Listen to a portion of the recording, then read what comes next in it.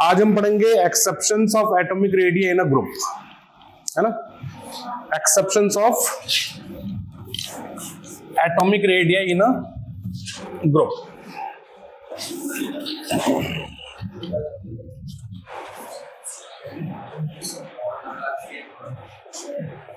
Exceptions of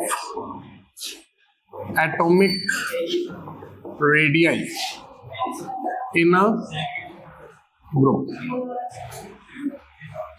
तो group में atomic radii के जो एक्सेप्शंस हैं वो क्या क्या हैं।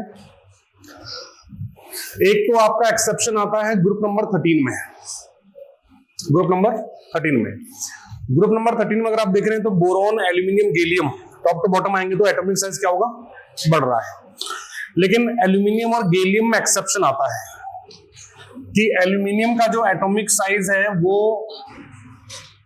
बड़ा होता है किससे, गैलियम से, जबकि गैलियम का साइज बड़ा होना चाहिए। टॉप टू बॉटम आ रहा है तो साइज बढ़ रहा है, तो बड़ा साइज किसका होना चाहिए, गैलियम का, लेकिन यहां पर बड़ा साइज किसका है, एल्यूमिनियम का। तो बात आती है कि ऐसा क्यों है। तो अगर आप देखेंगे तो देखो बोरॉन और एल्यूमिनियम, बोरॉन का एटॉमिक नंबर है 5, एल्यूमिनियम का है 13। कितने का गैप है, बोरॉन का 5, एल्यूमिनियम का 13, कितना का गैप है, 8 का। तो 8 का गैप क्यों है, क्योंकि बोरॉन और एल्यूमिनियम के बीच में 8 एलिमेंट्स आते हैं। वो 8 एलिमेंट कौन कौन से आते हैं, 2 तो आते हैं एस ब्लॉक के और 6 आते हैं पी ब्लॉक के।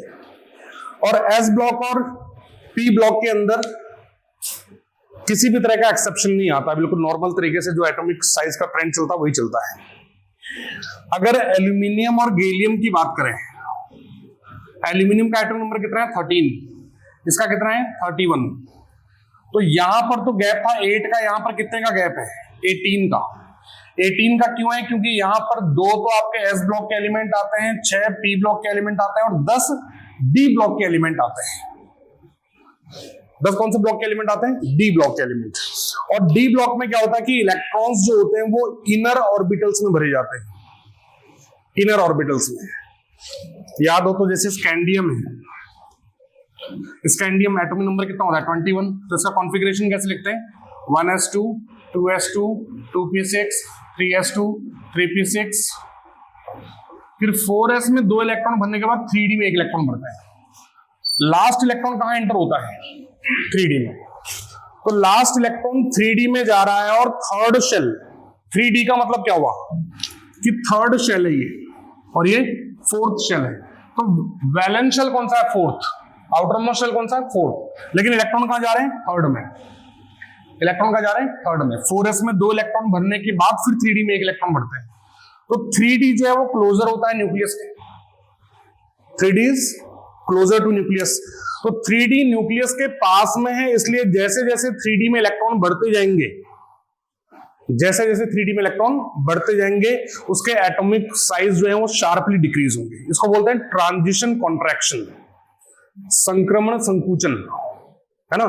तो ट्रांजिशन कॉन्ट्रैक्शन के कारण जैसे जैसे स्कैंडियम से लेकर के जिंक तक हम जाते हैं, एटॉमिक नंबर 21 से लेकर के 30 तक, तो साइज शार्पली डिक्रीज होते हैं। और 31 तक आते आते, गैलियम तक आते आते साइज इतना छोटा हो चुका होता है कि गैलियम जो है वो एल्यूमिनियम से भी छोटा हो जाता है। तो यूज आ रहे तो साइज घटता है ना। तो आप स्कैंडियम से जाओगे titanium, vanadium, chromium, manganese, iron, cobalt, निकल, कॉपर, जिंक, फिर आएगा गैलियम। तो जैसे जैसे आप जाओगे लेफ्ट टू राइट वैसे वैसे साइज क्या होगा, डिक्रीज होगा। और गैलियम तक आते आते साइज इतना डिक्रीज हो जाएगा कि गैलियम का साइज एल्यूमिनियम से भी छोटा हो जाएगा। ठीक है, तो आपको एक लाइन में याद रखना है, क्या क्या याद रखना है बेटा, कि the size of aluminium, the size of gallium is less than aluminium due to transition contraction। मैंने कल भी आपको बताया था कि डी ब्लॉक और ए ब्लॉक में इसके एक्सेप्शंस मिलेंगे, डी ब्लॉक में और ए ब्लॉक में। ठीक है, सेकंड एक्सेप्शन आपका कहां आता है, ये आता आपका 4D सीरीज और 5D सीरीज में, 4D और 5D। देखो 3D 4D 5D तीनों में बनाता हूं। यहां पर आता है स्कैंडियम, यहां पर एट्रियम, यहां पर आता है लैंथनम। टॉप टू बॉटम जा रहे हैं तो साइज क्या होगा, बढ़ेगा। तो स्कैंडियम से बड़ा होगा एट्रियम, एट्रियम से बड़ा होगा लैंथनम। यहां पर कोई दिक्कत नहीं है। इसके अगले वाले में टाइटेनियम, जर्कोनियम, हॉफनियम। तो टाइटेनियम से बड़ा होगा कौन, जर्कोनियम, और जर्कोनियम से बड़ा होना चाहिए कौन, हॉफनियम। लेकिन जर्कोनियम और हॉफनियम दोनों बराबर होते हैं, nearly equal. The size of zirconium and hafnium are nearly equal. Zirconium और हॉफनियम के साइज क्या बेटा, लगभग बराबर है। इसका रीजन क्या है, देखो स्कैंडियम का एटॉमिक नंबर होता है 21, कितना होता है 21, ड्यूट्रियम का 39, लैंथनम का 57 है ना। इसका कहता है बेटा 21, इसका 39, इसका 57। कितने कितने का गैप है, कितने कितने का गैप है, 21 और 39 में कितने का गैप है, 18। 18 का है मतलब इसके बीच में s p और d ब्लॉक के एलिमेंट आते हैं। ड्यूट्रियम और लैंथनम के बीच में कितना का गैप है, 18, 39, 57, मतलब इसके बीच में भी s p और d ब्लॉक के एलिमेंट आते हैं। टाइटेनियम और जर्कोनियम, टाइटेनियम का होता है 22, इसका होता है 40। कितने का गैप है, 18 का। इसका 40, इसका होता है 72। हॉफनियम का कितना होता है बेटा, 72। तो इसके बीच में कितने का गैप है, कितने का गैप है, 32।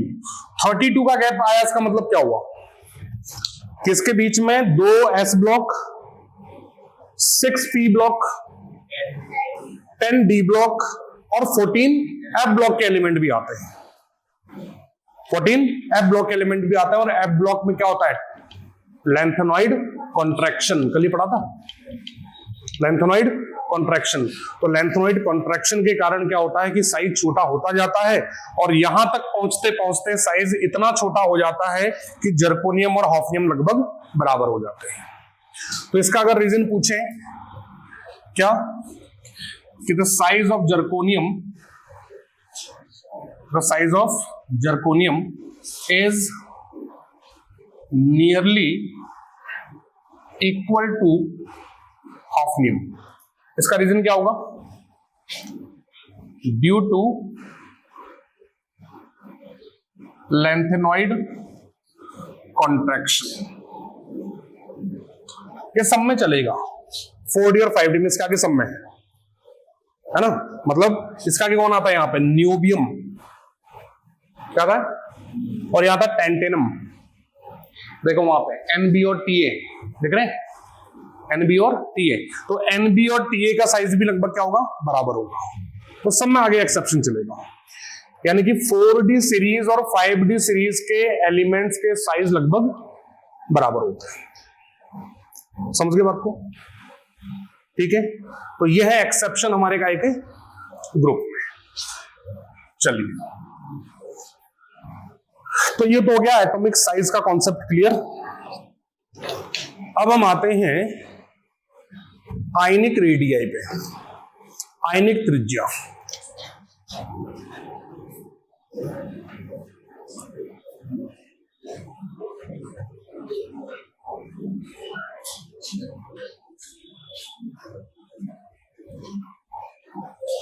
आयनिक रेडियाई है डेफिनेशन वही की वही, बस यहां पे एटम की जगह पे कौन है,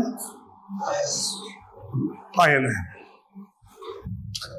किसी भी आयन के न्यूक्लियस से उसके वैलेंस शेल के बीच की डिस्टेंस है ना, द डिस्टेंस बिटवीन किस किसके बेटा, between the nucleus and valence shell of an ion. किसी भी आयन के नाभिक से उसके बाह्यतम कोश के बीच की दूरी है ना। आयन के, आयन क्या होता है कौन बताएगा, what are ions, charged atoms are called ions, charged atoms are called ions, particles नहीं, इलेक्ट्रॉन आयन थोड़ी है, प्रोटॉन आयन थोड़ी है, एटम, चार्ज्ड एटम। किसी परमाणु पर आवेश आ जाए तो क्या बन जाता है? आयन। जैसे सोडियम क्या है? सोडियम क्या है? एटम। और Na+ क्या है? आयन, सोडियम आयन, है ना। क्लोरीन क्या है? एटम।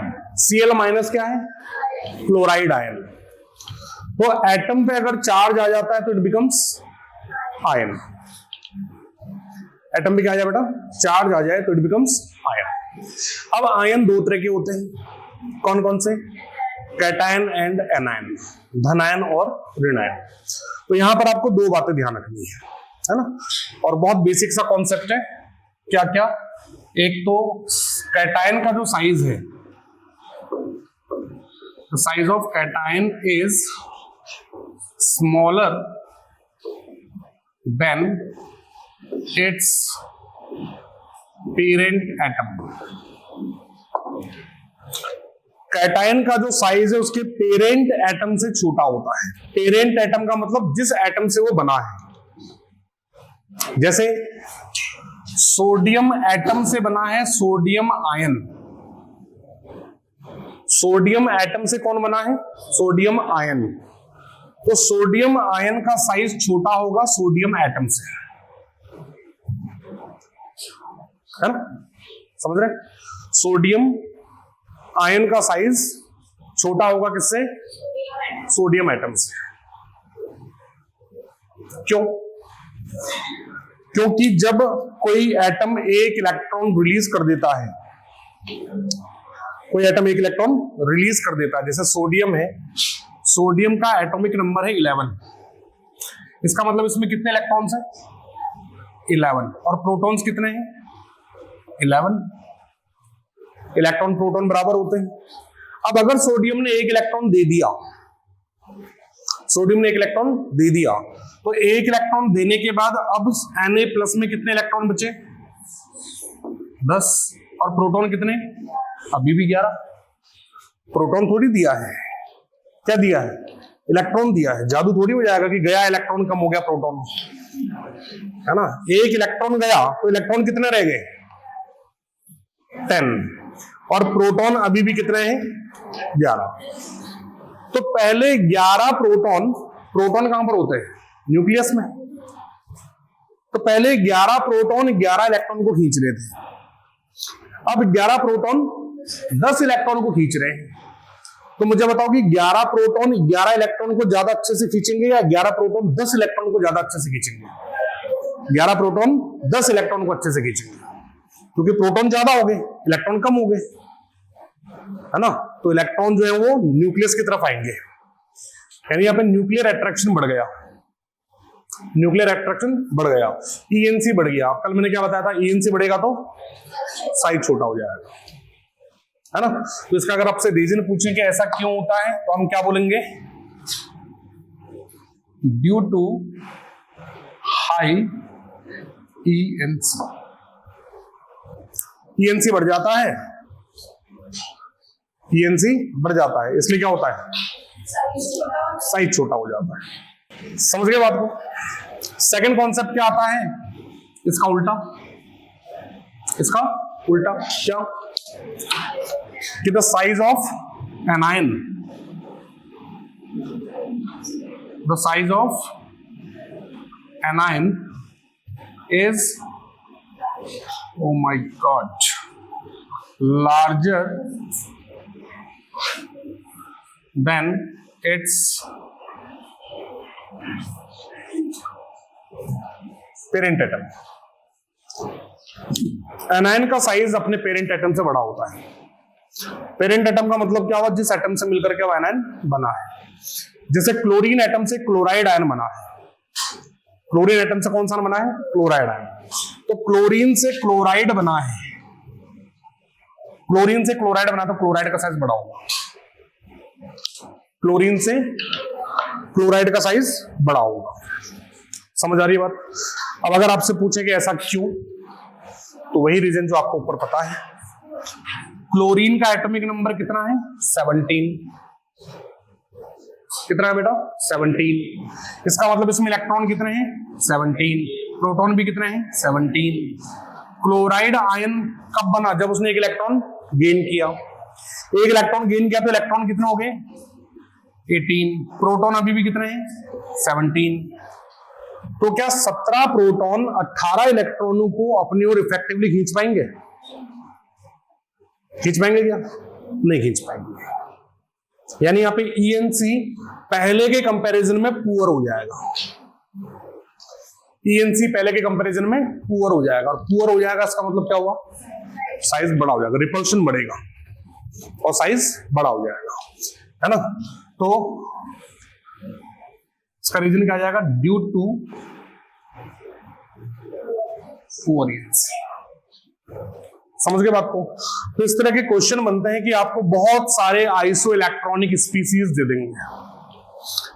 आइसो इलेक्ट्रॉनिक स्पीसीज मतलब ऐसे स्पीसीज जिनके वैलेंस, जिनके total number of electrons equal होते हैं, total number of electrons equal हो जाते हैं, उनको आपको बोलेंगे कि इनको साइज के ऑर्डर में अरेंज करो, इंक्रीजिंग ऑर्डर में अरेंज करो, साइज के इंक्रीजिंग ऑर्डर में अरेंज करो। तो आपको क्या करना है, देखो जैसा आपको दे दिया Na plus Mg plus 2 Al plus 3 F minus Ne N minus 3 O minus 2, है ना। सोडियम का एटॉमिक नंबर कितना होता है 11, 11 इलेक्ट्रॉन है, एक दे दिया 10। मैग्नीशियम का एटॉमिक नंबर कितना होता है 12, 2 इलेक्ट्रॉन दे दिए 10। एल्यूमिनियम का एटॉमिक नंबर कितना होता है 13, 3 दे दिए 10। फ्लोराइड का 9, एक ले लिया माइनस चार्ज 10। नियोन का होता ही 10 है, नियोन का होता ही 10 है। नाइट्रोजन का 7, माइनस 3 मतलब 3 ले लिए 10। ऑक्सीजन का 8, ऑक्साइड में 2 इलेक्ट्रॉन ले लिए, कितने हो गए 10। तो सबके वैलेंस शेल में कितने इलेक्ट्रॉन है 10। टोटल नंबर ऑफ इलेक्ट्रॉन्स कितने हैं 10। तो टोटल नंबर ऑफ इलेक्ट्रॉन्स जिनमें सेम होते हैं they are called isoelectronic species, some electronic species, है ना। तो इसमें आपको साइज में जब अरेंज करना है तो आपको क्या ध्यान रखना है कि जिस पे जितना ज्यादा पॉजिटिव चार्ज होगा उसका साइज उतना छोटा होगा, और जिस पे जितना ज्यादा नेगेटिव चार्ज होगा उसका साइज उतना बड़ा होगा। तो आपको असेंडिंग ऑर्डर लिखना है, बढ़ता क्रम लिखना है, तो आप पॉजिटिव से नेगेटिव की तरफ चल जाओ। सबसे ज्यादा पॉजिटिव किस पे है, एल्यूमिनियम आयन पे। तो Al प्लस 3 सबसे छोटा, उससे बड़ा Mg प्लस 2 से बड़ा, Na प्लस से बड़ा, नियोन से बड़ा, F माइनस से बड़ा, O माइनस 2 से बड़ा, N माइनस 3। समझ गए क्या? जैसे जैसे पॉजिटिव चार्ज बढ़ेगा साइज छोटा होता जाएगा, जैसे जैसे नेगेटिव चार्ज बढ़ेगा साइज बड़ा होता जाएगा। कोई दिक्कत? समझ गए बात को? तो ये है क्या बेटा, आयनिक रेडियाई। जब भी क्वेश्चन आए तो आपको कुछ नहीं करना, केवल इतना देखना है कि जिस पे पॉजिटिव चार्ज जितना ज्यादा होगा उसका साइज उतना छोटा होगा, जिस पे नेगेटिव चार्ज जितना ज्यादा होगा उसका साइज उतना बड़ा होगा। ठीक है, क्लियर? चलिए, ये हो गया हमारा आयनिक रेडियाई। नेक्स्ट टॉपिक जो हमारे पास आता है वो क्या आता है, वह है आयोनाइजेशन एंथैल्पी, आयनन ऊर्जा, आयोनाइजेशन एंथैल्पी। ठीक है, क्या कहते हैं हिंदी में, आयनन ऊर्जा।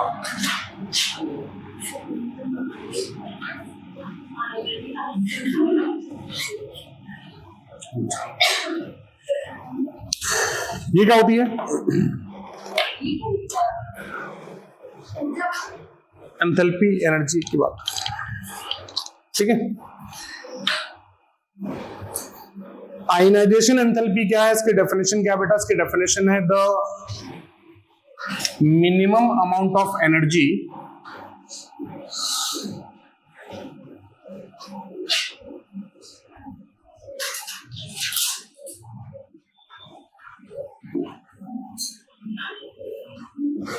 required to release one electron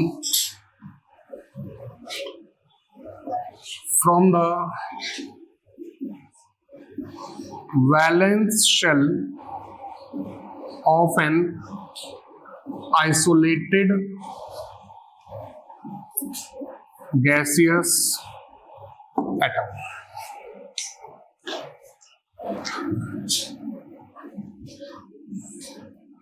isolated gaseous atom,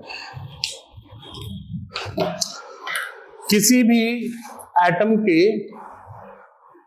valence shell से, सबसे बाहर वाले शेल से एक इलेक्ट्रॉन निकालने के लिए कितनी एनर्जी की रिक्वायरमेंट है, उसको बोलते हैं क्या?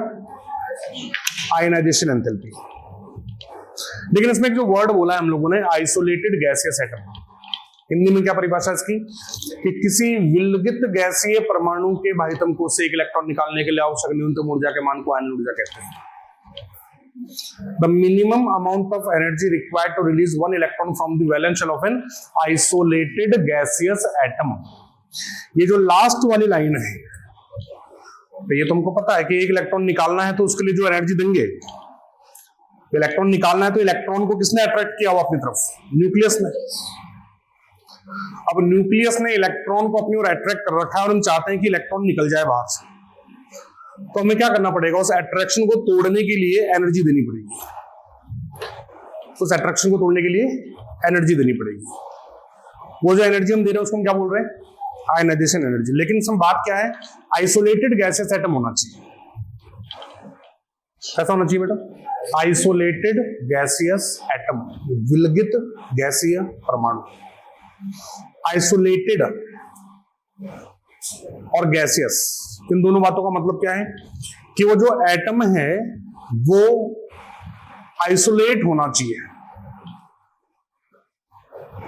किसी और के साथ कंबाइंड नहीं होना चाहिए, किसी और के साथ जुड़ा हुआ नहीं होना चाहिए।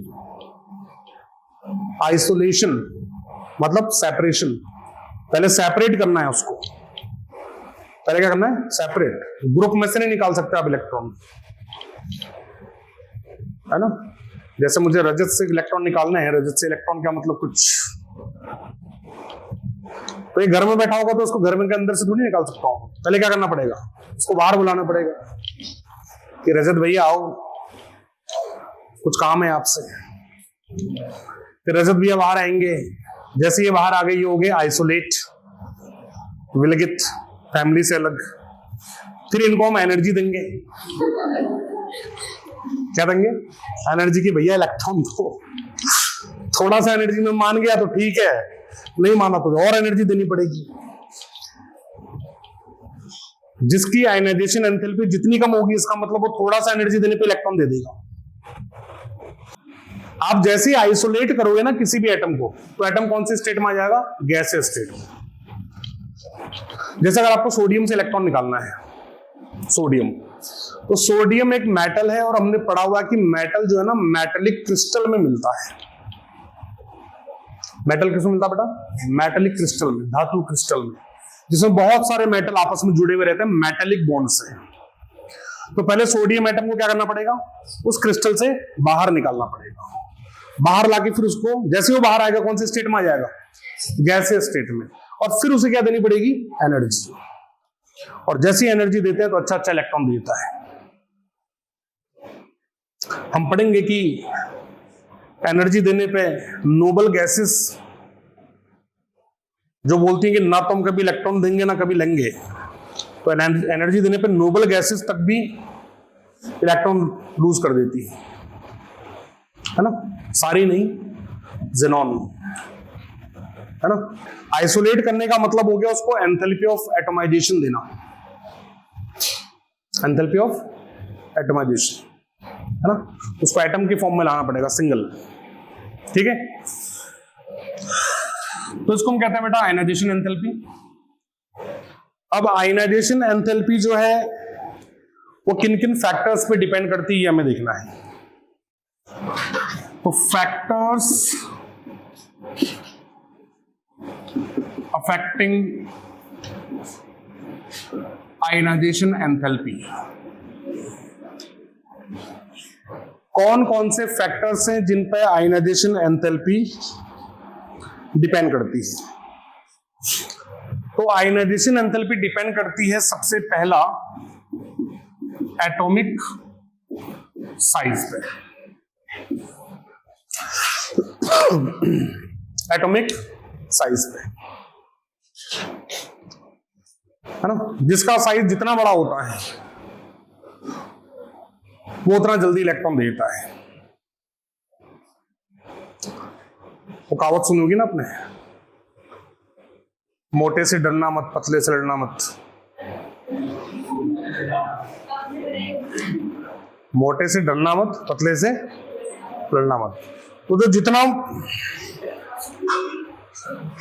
समझ रहे हो, उससे इलेक्ट्रॉन निकालना उतना इजी होता है।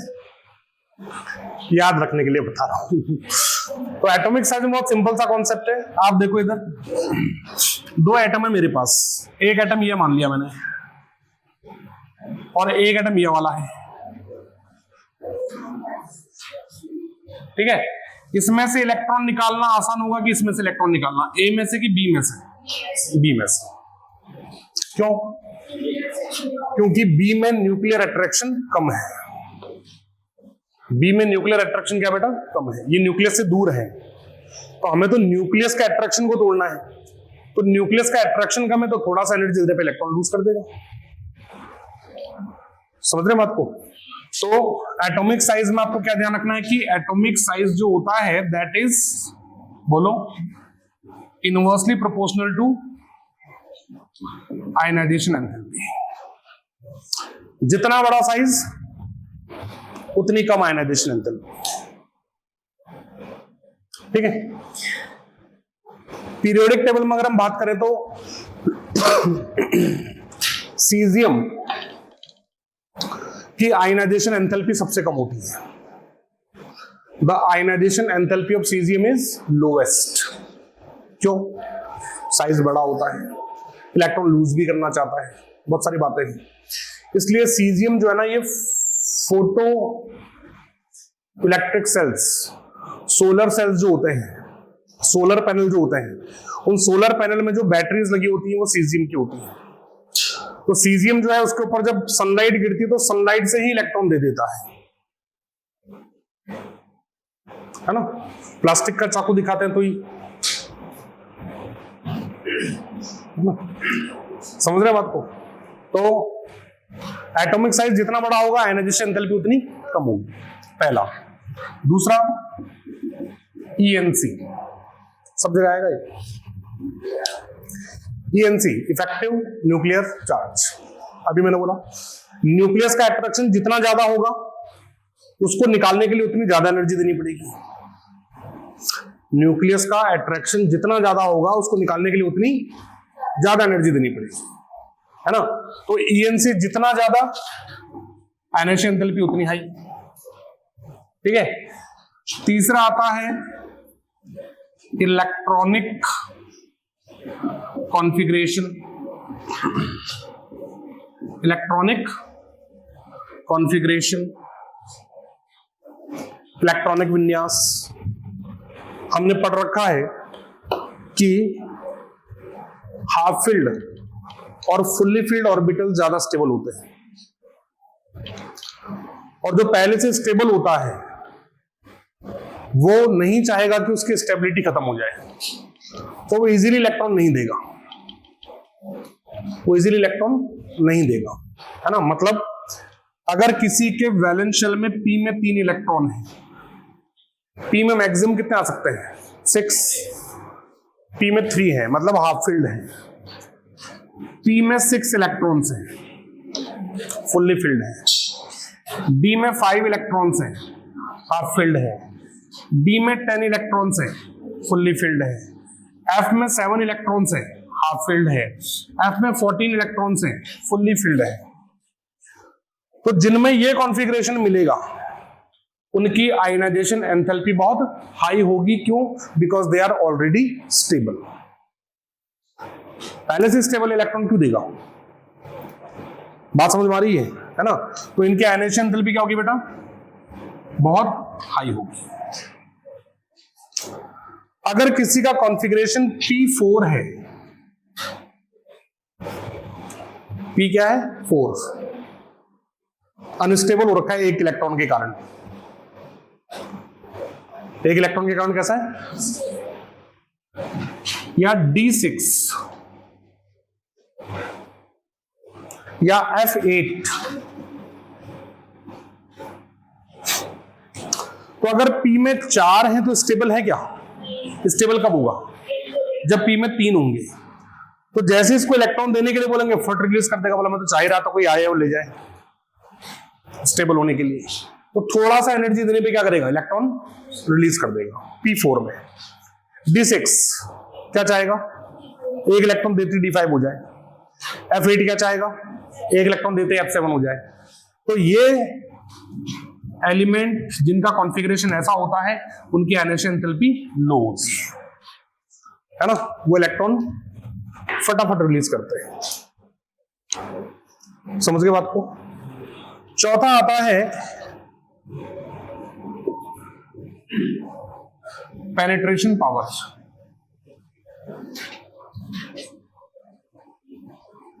हिंदी में कहते हैं इसको भेदन क्षमता, है ना? आपको पता होगा कि s ऑर्बिटल के जो इलेक्ट्रॉन्स होते हैं they are most attracted by the nucleus. s के इलेक्ट्रॉन न्यूक्लियस से सबसे ज्यादा अट्रैक्टेड होते हैं। तो s के इलेक्ट्रॉन को निकालना सबसे मुश्किल होता है ना? तो इलेक्ट्रॉन कितने ज्यादा अट्रैक्टेड है न्यूक्लियस से उसको बोलते हैं पेनिट्रेशन पावर। तो सबसे हाई पेनिट्रेशन पावर किसकी होती है? s की, फिर p की, फिर d की, सबसे कम f की। तो इलेक्ट्रॉन निकालना सबसे ज्यादा मुश्किल किससे है? s से, फिर p से, फिर d से, और सबसे आसानी से f से। समझ गए बात को? तो ये 4 फैक्टर्स हैं जो क्या करते हैं बेटा? आयनाइजेशन एंथैल्पी को अफेक्ट करते हैं। क्या क्या है? पहला साइज, साइज जितना बड़ा आयनाइजेशन एंथैल्पी उतनी कम। दूसरा ENC, जितनी ज्यादा आयनाइजेशन एंथैल्पी भी उतनी ज्यादा। तीसरा इलेक्ट्रॉनिक कॉन्फ़िगरेशन, जिनका स्टेबल है पहले से ही, हाफ फील्ड है या फुली फील्ड है, उनका आयनाइजेशन एंथैल्पी बहुत हाई। और जो स्टेबल नहीं है और इलेक्ट्रॉन देने के बाद स्टेबल हो जाएंगे, इलेक्ट्रॉन देने के बाद स्टेबल हो जाएंगे, P4, D6, F8, इनकी आयनाइजेशन एंथैल्पी क्या होगी बेटा? लो होगी। और लास्ट में आता है पेनिट्रेशन पावर। उसमें क्या ध्यान रखना है कि s ऑर्बिटल की पेनिट्रेशन पावर सबसे ज्यादा होती है, इसलिए s ऑर्बिटल की आयनाइजेशन एंथैल्पी भी सबसे ज्यादा होती है। समझ गए बात को? पक्का? चलो कॉपी करें यहां तक।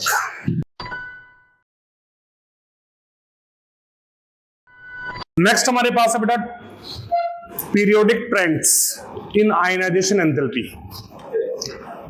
आयनन ऊर्जा में आवर्तिता।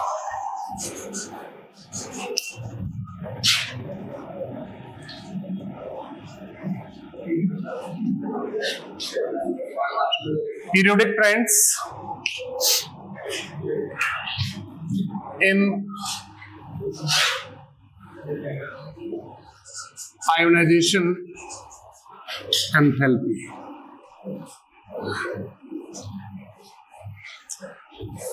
आयोनाइजेशन एंथैल्पी में पीरियोडिक ट्रेंड्स यानी कि ग्रुप में टॉप टू बॉटम आने पे और पीरियड में लेफ्ट टू राइट जाने पे आयोनाइजेशन एंथैल्पी में क्या फर्क पड़ता है। तो पहले अगर हम बात करें इन ग्रुप,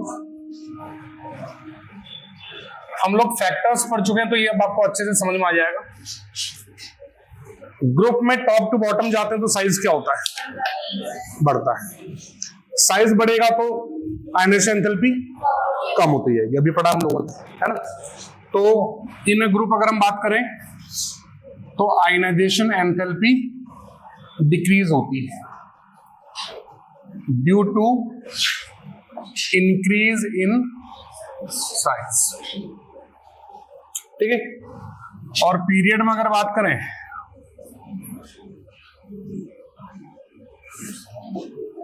तो पीरियड में साइज क्या होता है बेटा, छोटा होता है। साइज छोटा होता है तो आयनाइजेशन एंथैल्पी बढ़ जाती है।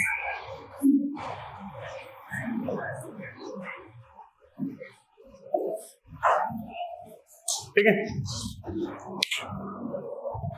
तो पीरियड में अगर हम लेफ्ट टू राइट जा रहे हैं, ग्रुप में अगर टॉप टू बॉटम आ रहे हैं तो कम होगी आयनाइजेशन एंथैल्पी। जैसे हमने बोला था सीजियम की सबसे कम होती है, क्योंकि सीजियम सबसे लेफ्ट में है और सबसे डाउन में है, तो सबसे लेफ्ट वालों का साइज छोटा होता है और लेफ्ट में भी सबसे नीचे वालों का साइज छोटा होता है, बड़ा होता है, मतलब आयनाइजेशन एंथैल्पी कम होती है। तो सीजियम की आयनाइजेशन एंथैल्पी क्या होगी, सबसे कम होगी, क्योंकि इसका साइज सबसे बड़ा है।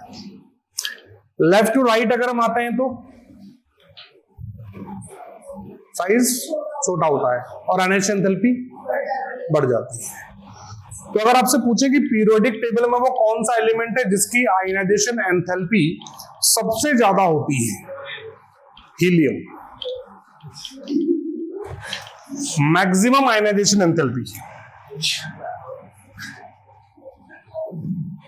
मैक्सिमम आयनाइजेशन एंथैल्पी किसकी होती है बेटा, हीलियम। बहुत सारे रीजन है। कॉन्फ़िगरेशन क्या होता है, 1s2 s, high penetration power, s में 2 इलेक्ट्रॉन फुल्ली फिल्ड, s में 2 इलेक्ट्रॉन मतलब फुल्ली फिल्ड, सबसे राइट में आ रहा है मतलब साइज सबसे छोटा, वैलेंस शेल पूरा भरा हुआ है। सारे के सारे फैक्टर्स क्या चीज बताते हैं कि इसकी मैक्सिमम आयनाइजेशन एंथैल्पी। तो मैक्सिमम आयनाइजेशन एंथैल्पी किसकी है, हीलियम की। और मिनिमम आयनाइजेशन एंथैल्पी किसकी होती है, सीजियम की। ठीक है। तो सबसे हाईएस्ट आयनाइजेशन एंथैल्पी वाला एलिमेंट है हीलियम और सबसे लोवेस्ट आयनाइजेशन एंथैल्पी वाला एलिमेंट है सीजियम। ठीक है। फ्रेंशियम रेडियो एक्टिव एलिमेंट है, तो रेडियो एक्टिव एलिमेंट्स की हम लोग केमिस्ट्री नहीं पढ़ते। रेडियो एक्टिव एलिमेंट की केमिस्ट्री पढ़ी जाती है न्यूक्लियर केमिस्ट्री में, है ना। और हम जो केमिस्ट्री पढ़ते हैं वो इलेक्ट्रॉनिक केमिस्ट्री है। कौन सी केमिस्ट्री है, इलेक्ट्रॉनिक केमिस्ट्री। और कौन सी पढ़ते हैं हम लोग, वो किसमें पढ़ा जाएगा, न्यूक्लियर केमिस्ट्री। ठीक है। अब आते हैं एक्सेप्शंस पे। किसमें बेटा,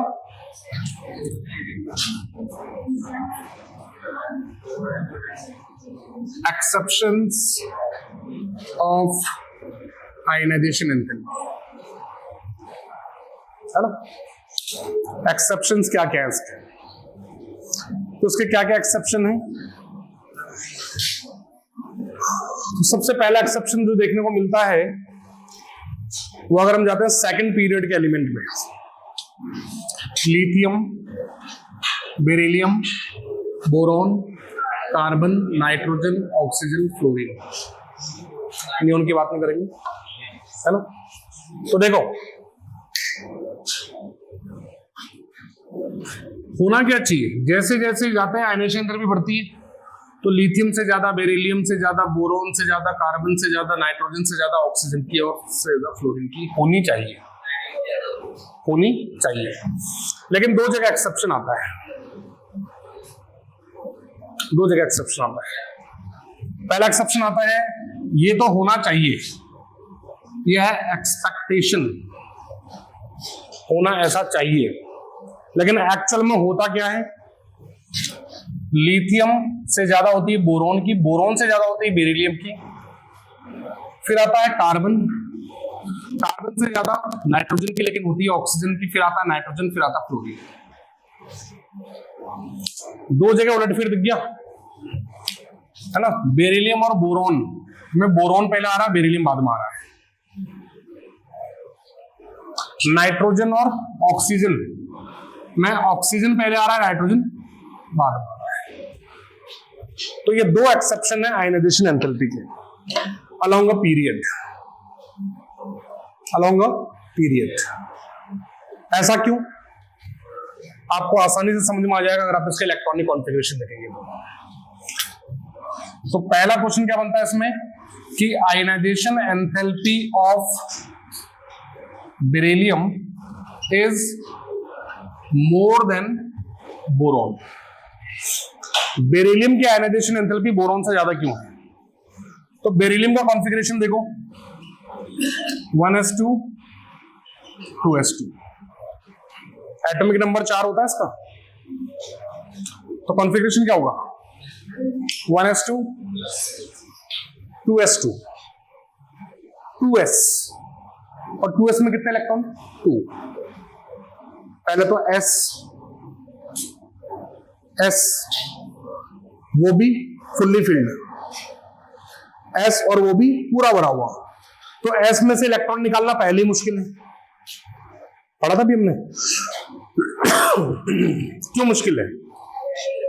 हाई पेनिट्रेशन पावर, और दूसरा ये फुल्ली फिल्ड है। क्या बेटा ये फुल्ली फिल्ड है, तो इस कारण से बेरिलियम के इलेक्ट्रॉन निकालना उतना मुश्किल है किसके कंपैरिजन में? बोरॉन के कंपैरिजन में, है ना। बोरॉन के कंपैरिजन में बेरिलियम से इलेक्ट्रॉन निकालना ज्यादा मुश्किल है। समझ आ रही है बात? क्लियर है? दूसरा एक्सेप्शन कहां आता है? अच्छा, इसका रीजन क्या बताएंगे हम लोग? Beryllium has fully filled 2s2 configuration. ठीक है,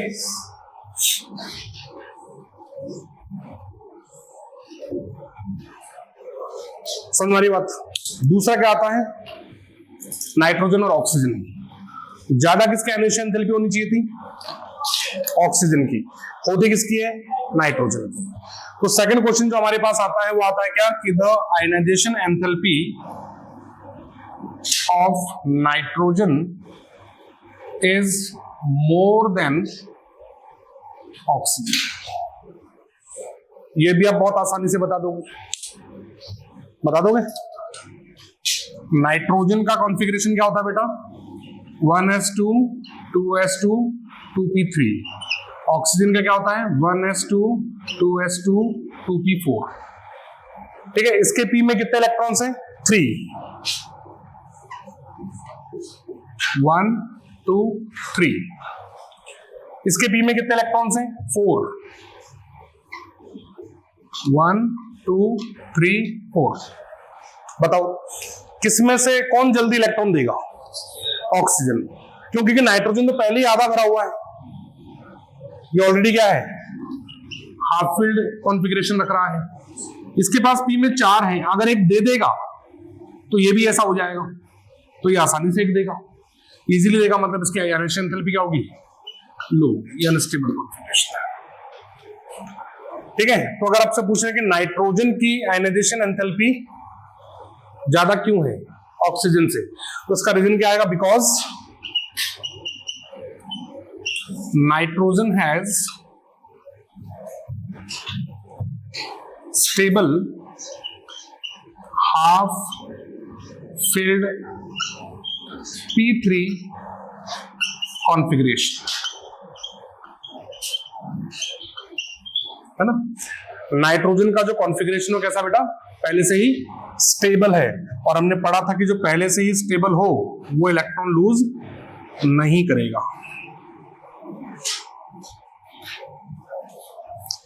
समझ गए बात को? क्लियर हुई क्या बात? नेक्स्ट ये एक्सेप्शन तो आगे पीरियड में है।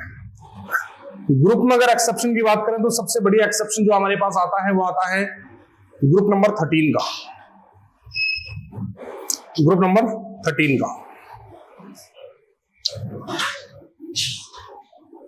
ग्रुप 13 में boron, aluminium, gallium, indium, helium. Boron, aluminium, gallium, indium, helium. तो इनका जो आयनाइजेशन एंथैल्पी का ग्राफ है है ना, वो कुछ ऐसा जाता है।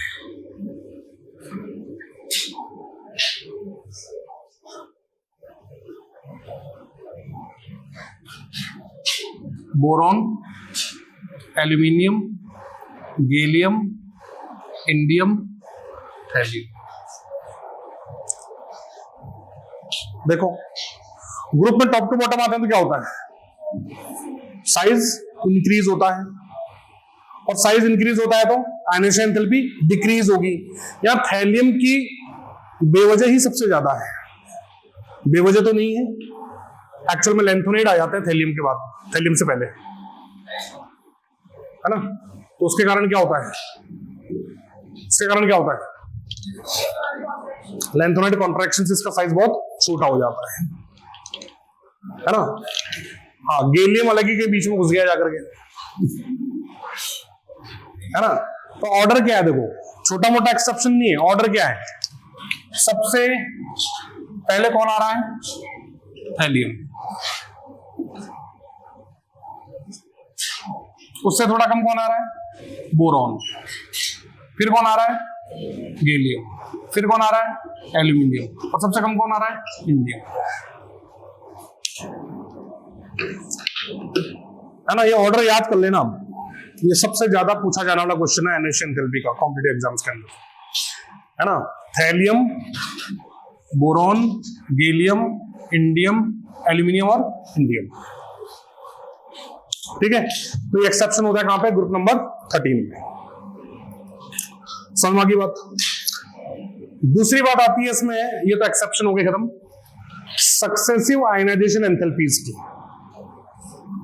कौन से बेटा, successive ionisation enthalpy. Successive ionisation enthalpy का मतलब क्या होता है कि जैसे पहला इलेक्ट्रॉन आपको निकालना है किसी एलिमेंट से, तो पहला इलेक्ट्रॉन आपने निकाल दिया, पहला इलेक्ट्रॉन आपने निकाल दिया, उसके बाद अब सेकंड इलेक्ट्रॉन जब निकालेंगे तो पहले इलेक्ट्रॉन को निकालने के लिए जो एनर्जी देते हैं उसको बोलते हैं फर्स्ट आयनाइजेशन एंथैल्पी। क्या बोलते हैं, फर्स्ट आयनाइजेशन एंथैल्पी। दूसरा इलेक्ट्रॉन निकालने के लिए second ionisation enthalpy, third electron निकालने के लिए थर्ड आयनाइजेशन एंथैल्पी। जैसे अगर कोई एलिमेंट एल्यूमिनियम है, जैसे एल्यूमिनियम 3 इलेक्ट्रॉन देता है, लेकिन एक साथ 3 नहीं दे देगा, पहले एक इलेक्ट्रॉन निकालना पड़ेगा, फिर दूसरा निकालना पड़ेगा, फिर तीसरा निकालना पड़ेगा। समझ में आ रही बात। तो आपको ध्यान क्या रखनी है कि जो सक्सेसिव आयनाइजेशन एंथैल्पीज होती हैं वो हमेशा इंक्रीजिंग ऑर्डर में होती है, there is no exception. First ionisation enthalpy से ज्यादा होगी कौन सी, सेकंड, सेकंड से ज्यादा कौन सी, third.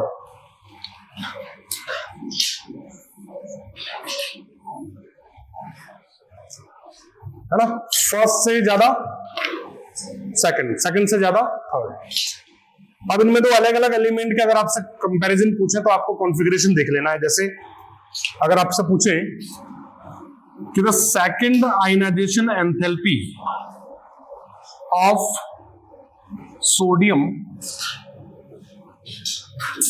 Is less than, more than second ionisation enthalpy of magnesium. देखो सोडियम का एटॉमिक नंबर कितना होता है बेटा, 11 का मतलब 281। इसके वैलेंस शेल में कितना इलेक्ट्रॉन है, एक इलेक्ट्रॉन लूज कर देगा, क्या बनाएगा, Na+। एक इलेक्ट्रॉन लूज करने के लिए कौन सी एंथैल्पी आएगी, फर्स्ट आयनाइजेशन एंथैल्पी। एक लूज कर दिया, क्या बचा, 2 8, एक निकल गया, अभी हो गया स्टेबल, 8 हो गए ना पूरे। अब क्या इलेक्ट्रॉन देना चाहेगा, नहीं, तो उसकी सेकंड आयनाइजेशन एंथैल्पी बहुत हाई होगी। मैग्नीशियम का कंपैरिजन करें, समझ गए होंगे बात को, 282, वैलेंस शेल में कितना इलेक्ट्रॉन, 2। पहला इलेक्ट्रॉन निकालोगे क्या बनेगा, Mg प्लस, क्या बचेगा, 281। क्या स्टेबल हो गया, क्या एक और इलेक्ट्रॉन निकाल देगा आसानी से, क्या बनेगा, 2। तो सेकंड आयनाइजेशन एंथैल्पी इसकी कम होगी, ये जल्दी इलेक्ट्रॉन दे देगा, ये सेकंड इलेक्ट्रॉन नहीं देगा। समझ में आ रही क्या बात। अच्छा मुझे बताओ कि मैग्नीशियम की Mg प्लस की और Mg+2 की, Mg और Mg प्लस की दोनों में से कौन सी एनर्जी एंथैल्पी, किसकी एनर्जी एंथैल्पी कम होगी? Mg की या Mg प्लस की? Mg की या Mg प्लस की?